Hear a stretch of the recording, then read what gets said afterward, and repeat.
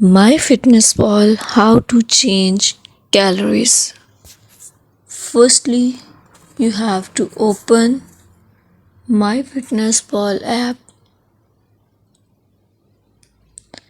In this way, you can see the app will appear in front of you. You have to change calories.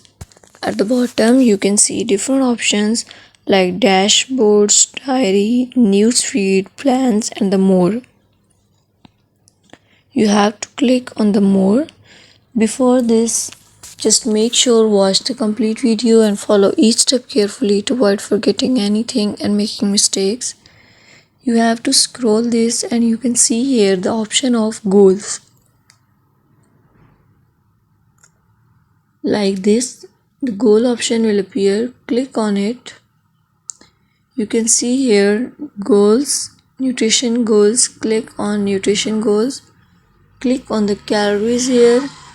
In this way, you can change calories by writing the name of the calories and click on save.